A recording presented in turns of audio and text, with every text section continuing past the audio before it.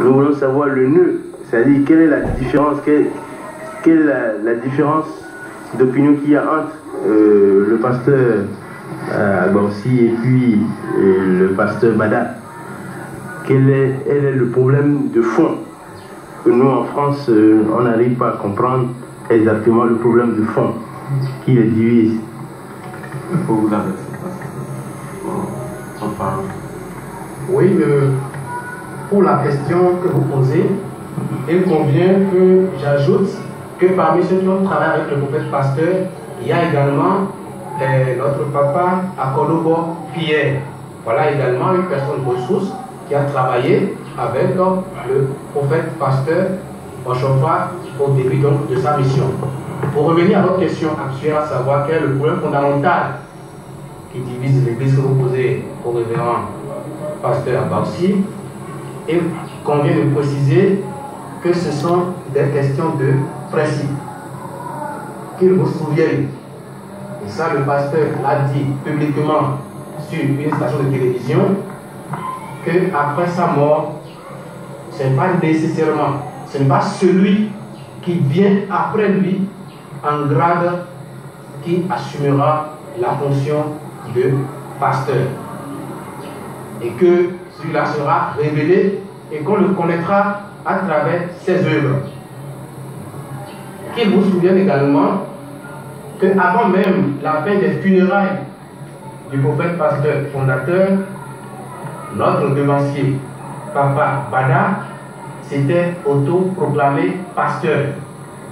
Alors, les responsables, les hauts dignitaires du Bénin se sont rapprochés de lui pour lui dire, mais tel n'était pas ce que le prophète pasteur Oshofa nous avait dit avant de partir, avant de regagner le Seigneur, et qu'il convient de respecter les propos et les directives du prophète pasteur Biléo Joseph Samuel Oshofa.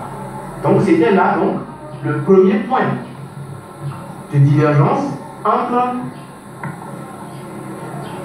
Papa Bada et les responsables, les dignitaires du siège mondial, parce que c'est monsieur autoproclamé pasteur, sans le consentement du siège mondial Porto-Novo.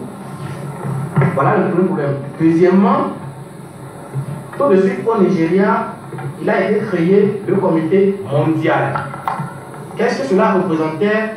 La question s'est posée à Porto-Novo, ici au siège mondial, car avant de mourir, le pasteur Oshofa, fondateur donc de l'église, avait prévu et installé un comité supérieur.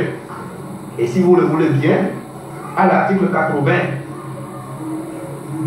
du règlement de notre église, que vous pouvez lire dans Lumière sur le christianisme céleste, il est écrit ceci.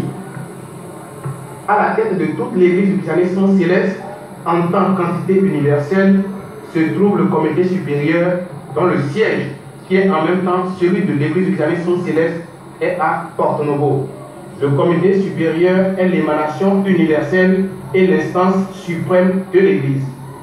Voilà ce que vous pouvez lire à l'article 80 du règlement de notre église, qui est dans Lumière sur le christianisme céleste.